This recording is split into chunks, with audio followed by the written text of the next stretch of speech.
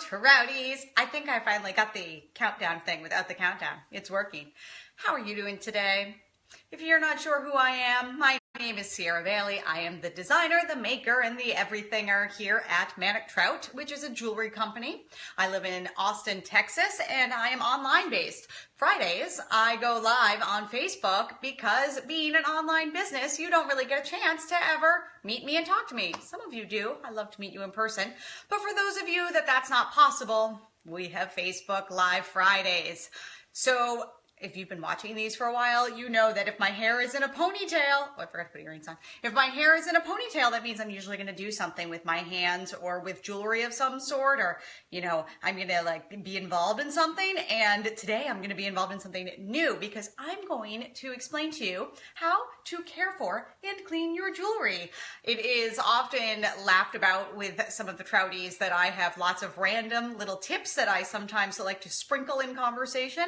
And I thought, what a great video to do. Why not share with you the little tips that I have? I'm going to try to remember them during this conversation. I'm like, can people please remind me of the tips? Because I'm not 100% sure. So I just actually remembered one that I kind of forgot to prep for that I will try to remember to say. So let's talk about two different things today. One is to, when I say care, we'll say like the storage, preventative things that you can do, and then the cleaning is kind of like after your jewelry has become sticky, soiled, dirty, whatever you want to say.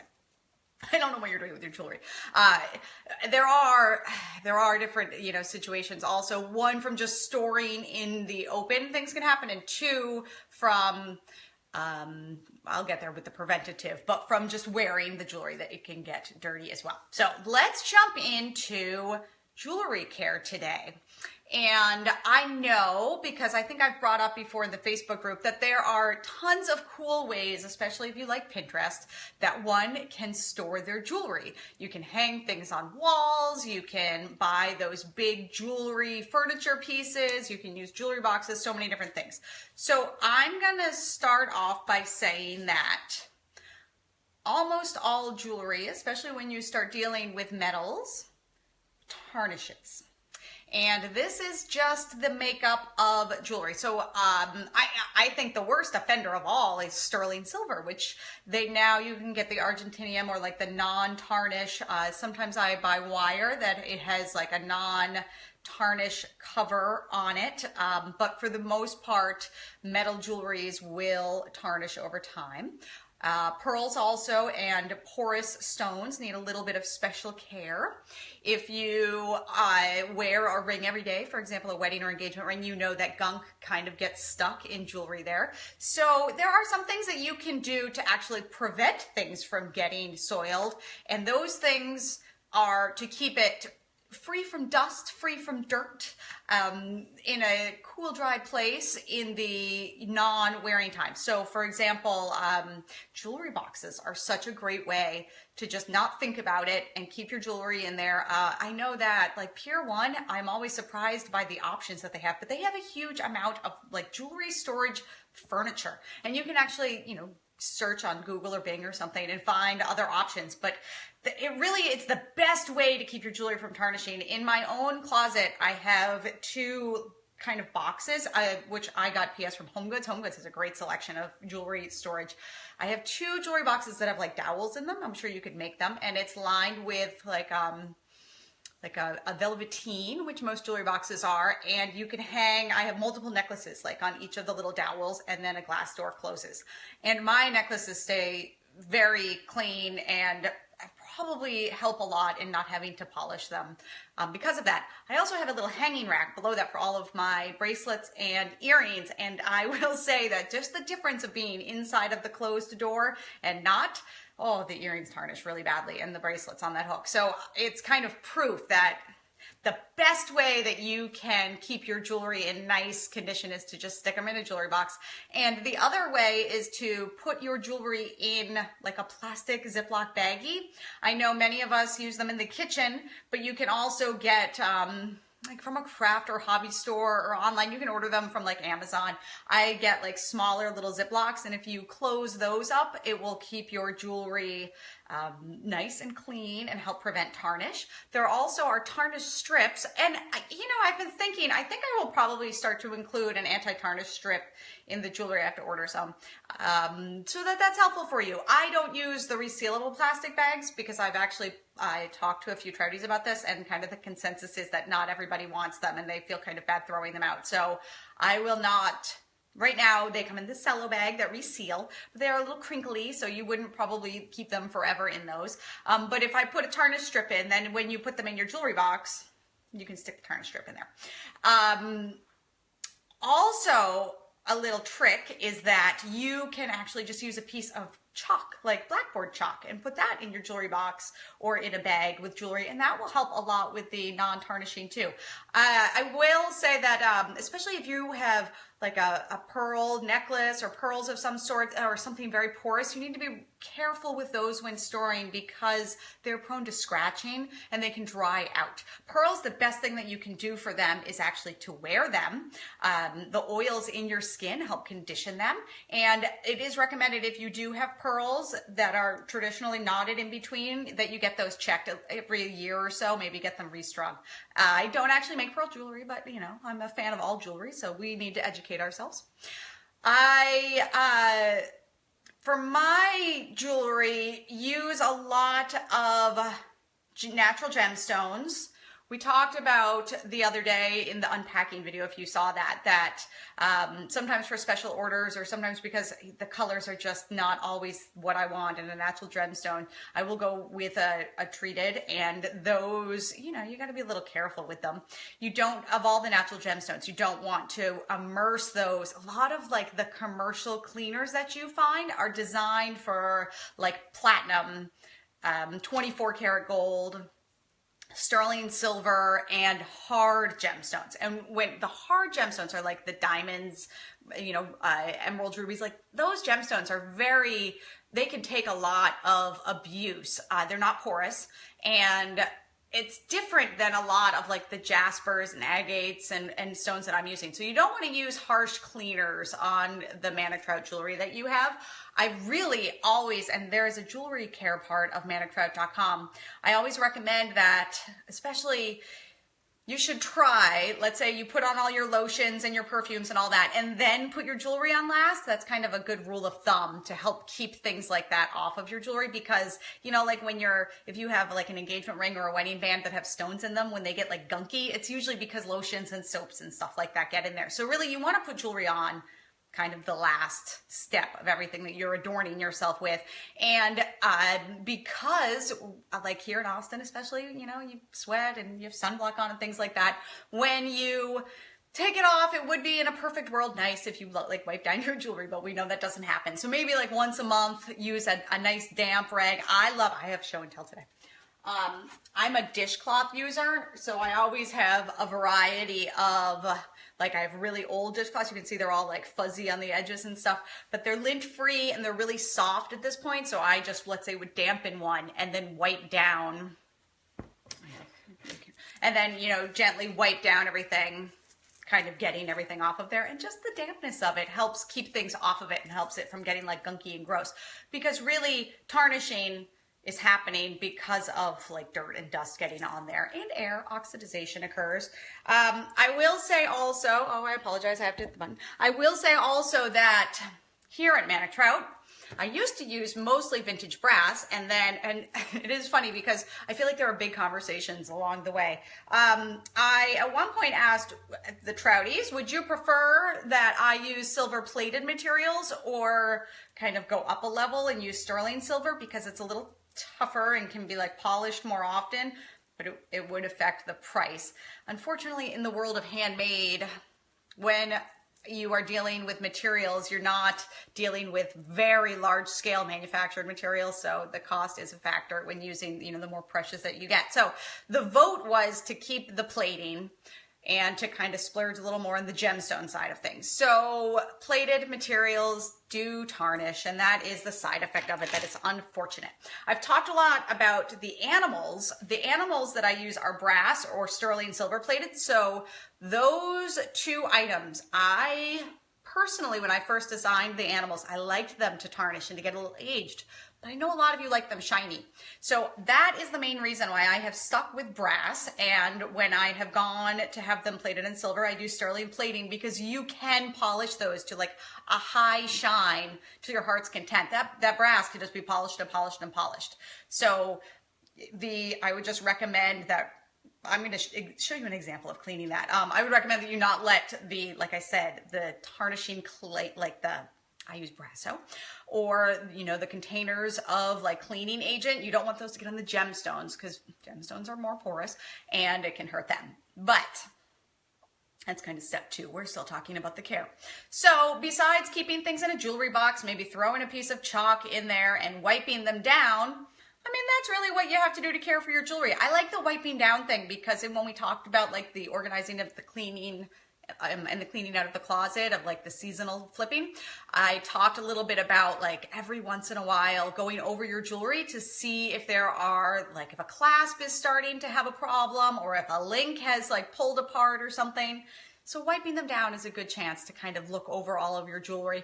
Or just like in cleaning out your closet, sometimes you don't wear some of your jewelry at the moment. Like I've gone through phases where I've been really into like the bracelet arm candy, or, into wearing like big necklaces, and then I'm not wearing the bracelets anymore. And so sometimes I'll store some of the pieces away in protected like cloth bags or something, and it keeps them cleaner that way, so that I'm only like pawing through the stuff that I'm wearing all the time.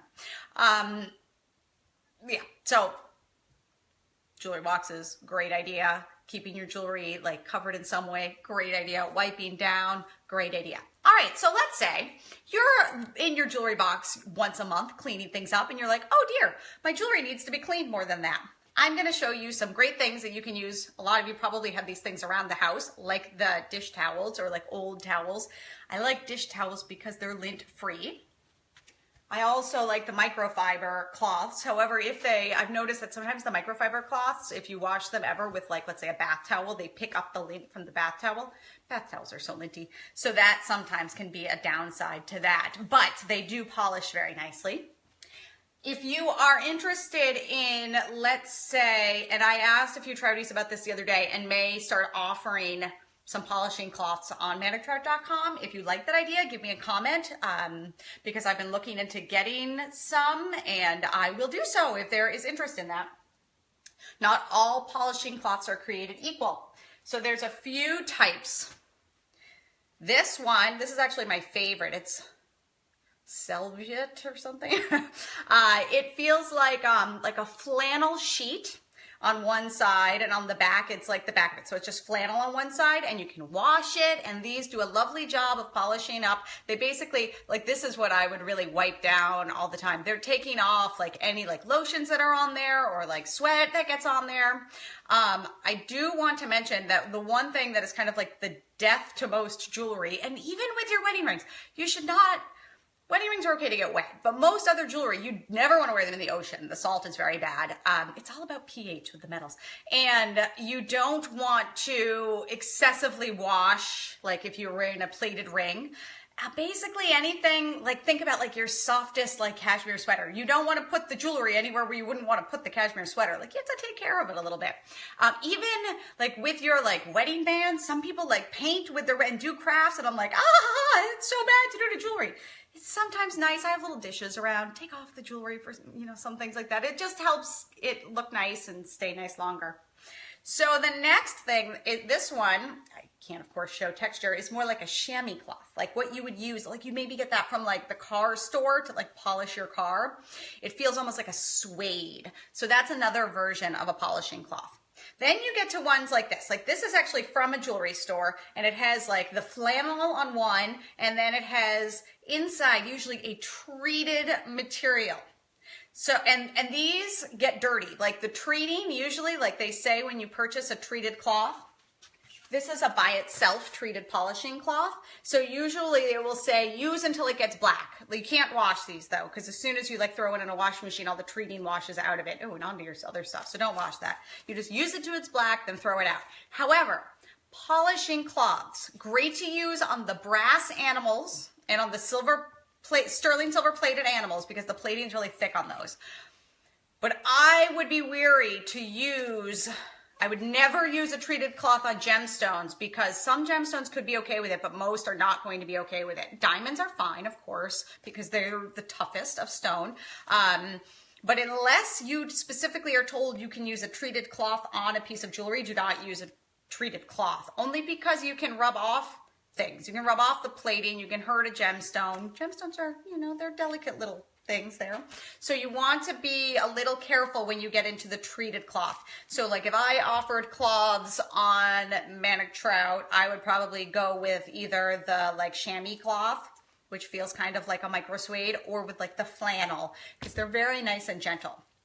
So let's say you want something more than just a white down with a soft cloth. What would the next step be? Well, the next step would be a gentle soap. I use Mrs. Meyer's. This is not an advertisement. This is just what I have in my kitchen. This one is, rosemary. And a little dish of water. If you have sensitive hands or a manicure, I recommend, throwing some gloves on. My hands are horrible and disgusting. And then my secret is a baby toothbrush. They say use like an old toothbrush, but ew, So I just get like the softest little baby toothbrushes that there are. I use these on my wedding rings too. These are great for cleaning wedding rings. And you put a little soap in that water, swish it up with your toothbrush, and you can scrub very gently on the jewelry to clean things. This is especially useful if, whoops, you put lotion on and like it gets in your chain and ew, that's gross. So this is helpful for that, to clean that up. And then you just wipe it all down with a soft cloth. This is where, for me, the dish towel comes into play, because the jewelry cloths are usually like really small. They're not like a drying cloth. They're a polishing cloth. So again, those old dish towels, I will say growing up with animals, I have a variety of towels in the house at all times. Different sizes, different like levels of use. Like I'm a big collector of towels. I'm like Monica on Friends. I have more than 13 varieties of towels. So the other thing is that if like your brass animal it feels like it's a little dirty, you can just throw some rubbing alcohol on a paper towel and kind of clean that up. And for example, after the animals are stamped out of the machine press, I use the alcohol to clean like the machine oil off of them and get all things, and after I drill them and stuff, all of these machine things that interact with the brass, this is a great way to get that off. So that, rubbing alcohol, if you have that around the house, I again wouldn't use that on the gemstones. Nasty on the gemstones. Now, for the animal, I actually have an animal necklace over here, but it's going to be really awkward without a table. I use Brasso. So when people say to me, how do I make my animal shiny? Because they don't start out shiny when I use them. I personally like a little bit of the patina on there. So when people want very shiny, I say, pick up some Brasso and get shiny. The note about Brasso is that if you don't get all of it off, the leftover Brasso will dry and it will create kind of like a hard paste, and that paste will be a little bit green. That is not like mold, that is not like corrosion, that's just dried Brasso reacting with the brass. So I have used like a toothpick in the past. I, again, highly recommend the baby toothbrush. It's very soft, and don't I'm a hard toothbrusher. I have a habit of like brushing enamel away, but I am very gentle when I brush the jewelry with, very careful with that. But Brasso and the animal, also note, Brasso, it's strong. Like you can smell it when you use it. Be ventilated, wear the gloves. Do not please get the Brasso on the gemstones, but it will take, I guess we'll have to go with this. Okay, so it will take, here is a leopard. He's getting a little aged, which, I enjoy. And so then we're gonna take some Brasso, shake it up because it separates. It gets like a little thick on the bottom. And I just put a little bit on this cloth. I will say too that the Brasso will probably eat through the cloth. So does that indicate a lot to you? I have lots of holes in my old dish towels from polishing things. And then I'm just applying that to the leopard. This is like worst There you go. Worst video ever. And see, I'm just scrubbing, and you see how he's getting like you can see it coming off there. He's cleaning up very fast. And then I would maybe rinse him under water, use the toothbrush. I should have thought about a little table beforehand. You know, I'd use that little toothbrush and get in there and clean him. And then after, I actually have some little water over here. And then I would, you know, after I clean him, I would remove all the Brasso, like we're washing it off, giving it like a little bath here. And then I'm using that microfiber to just polish him up. And like I said, if you've accidentally gotten the Brasso in, like in the hole or something, just use a little toothpick or the toothbrush. I mean, I only did kind of the top part, but do you see how he's all shiny now? So you can make your animals as shiny as you'd like them to be. The other option for getting really shiny, if you want to get a little fancier Brasso, you can get at the grocery store, they're called polishing pads, and they're like this big, and they're like a really thin floor mat kind of feeling. Like they have it's like rubbery almost, like it's very interesting feeling. And you would just polish with this, and it gets really black and dirty very quickly, which is a good thing. That's a sign that it's working. So here, you see how the foot on this guy is still a little bit dirty. I just rub this over it, and 2 seconds, foot completely clean. So these are great too. You can get these, I think, on Amazon. These are 2" by 2", and they are called Ultra Polish Pads, and they're probably like a couple dollars, but you can kind of over polish with these. You got to be careful. Yeah, like when you start getting into the jeweler's stuff, like a heavy hand can do a little bit of damage. So those are all, like I said, you start with just cleaning off with a dry cloth. Step 2, little maybe water, maybe a little dish soap in the water, like that kind of thing. Then if you want like a shiny animal, or from the menagerie, I can't even say the word, what we now call the animals, you would use something like a Brasso or a polishing pad, but do not use any of the cleaning agents on the gemstones, please, because most of the gemstones that I have are porous. They're not emeralds and sapphires and rubies, obviously. So you don't want to go too aggressively on that. If you have the bling ring and you feel like there is stuff in there, I dampen a Q-tip and clean in there that way. That is a great way to do it. And if you have chain, you know, just using like the cloth on the chain and pull the chain through the cloth is a nice way to clean it type thing. You can use your toothbrush lightly. Again, I do use plated chain for the design, so you don't want to go too aggressive. Be gentle on that plating. Like I said, an old dishcloth or some sort of non-linty cloth and a child's toothbrush are your friends with keeping your jewelry clean. And then after you've cleaned your jewelry, make sure that you are either keeping it in a bag of some sort or in a jewelry box. One of the Trouties the other day was like, you know, I keep my things in jewelry boxes, and it's sad because I don't see it on my dresser. But then I open it up and it's so fun inside. So you do still get to see the beauty of that. And that is how you clean and care for your jewelry. If you have more questions, comment, please send me messages. I can help you out. On the Manic Trout site, there's a jewelry care section. It also talks about the scarves. If you have the scarf jewelry from the M by Manic Trout, they come off and can be washed. And now, a quick end of the video, because you know that I can't leave you without telling you about something, you know, a little bit behind the scenes. So, I have something always on the site called the Last Chance Sale. And the sale at Manic Trout is where the discontinued jewelry goes. So it's retired designs, things that I will not be making again, that whatever is there are the last items. Well, yesterday I restocked it and have retired 12 designs from the Manic Trout collection. I actually earlier this year had a big sit down with myself, and I was like, oh dear Sierra, you have an excessive amount of jewelry going on at Manic Trout. It's a little overwhelming. So I promised myself, I made a vow. I said, I will not have jewelry for more than 2 years, and I'm already failing miserably. So I realized that this week, and I had a special midweek adding to the Last Chance Sale, and I, like I said, have retired 12 designs. 12 designs that have been retired. 2 are already sold out from yesterday, are behind me. So it is all of these agate slices. There are all of the names of, there's the Tropical Oceans, there's the Summer Noon, there is the, what else is it there? Girl on Fire. They're the Kyla are the pink, and the Melia are the blue. And then in addition, in the bracelet, in addition to those pieces, the 2 that I'm wearing right now, the Little Monsters is the alligator. The Come a Little Closer is the starfish. The seahorse up here, which is the, can't remember, starts with an H, Heart and Soul necklace.